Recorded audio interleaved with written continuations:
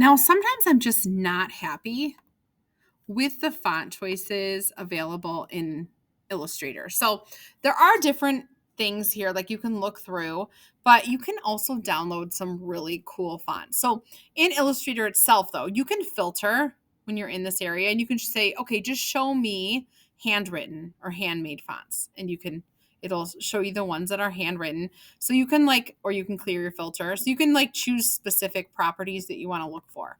You also can download fonts here. Like there is an option for find more. This is show active fonts, but it'll have a little download cloud once you initialize them. So there is an option for finding more. So you can search through and then you can download them through Adobe. But honestly, I really, really love using some of the online platforms for this. So one of a great one to use is DAFONT. I think there's one called the 1001 fonts or something like that that works really well too.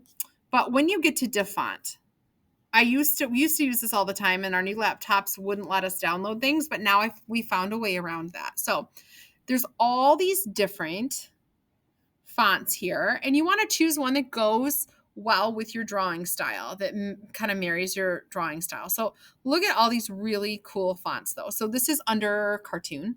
There's handwritten, there's script, calligraphy. Script is like cursive. So there's all these really cool fonts that you can choose from. So some of them are very loose and like handwritten. I'm going to go with something like one of these. Okay, so if I find one that I like, what you're going to do is just press the download button. So Easter Wishes, I have to look at the name and you're going to see it's starting to download, but the name is the font name that I'm going to need to search for when I find it. So this is downloading. I'm going to go in to my file finder at the bottom of my screen. And this is where you have to follow step by step, otherwise it won't work. So I'm going into my file finder and I'm going to go on my downloads because that's where it just downloaded. And it's called Easter Wishes. It's in a zipped folder. Don't worry about that. The thing is, if I open this folder in the downloads folder, the font will not allow me to install it. So what I need to do, and this is very important, is find your folder in the downloads folder and drag it to the desktop. From the desktop, you will be able to install it. And I have no idea why that works and the other one doesn't. But if I go to my desktop now, I need to look for that folder. It says Easter Wishes.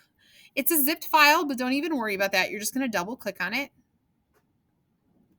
And I need to look through. Sometimes there's just random pictures of the font. So there's different files. I need to look through and find the one with the A on it, which is this. It says True Type Font File. So all this other stuff is just like rules for reading, for using it. Some of these you can't use if you're doing like commercial things or being paid for it. But for our own personal designs, it's totally fine. So Easter Wishes, I find the font file, which is this one, and just double click on it. And then it shows me like the glyphs and how each one looks, and I just hit install. That's all you have to do is just drag the folder to the desktop, find the file, and then install it. So I need to look for Easter Wishes. Now when I go in here, let's try this. I can click on this and I think I have to highlight it. And then I can go in the search and type in Easter Wishes and it's just there. So this one's for only personal use. It says that right on there. So now I have this new font in my computer. So it's always a nice option to be able to download your fonts, and it should be showing up too in Photoshop and I think in Word and things like that. It's installed into your computer.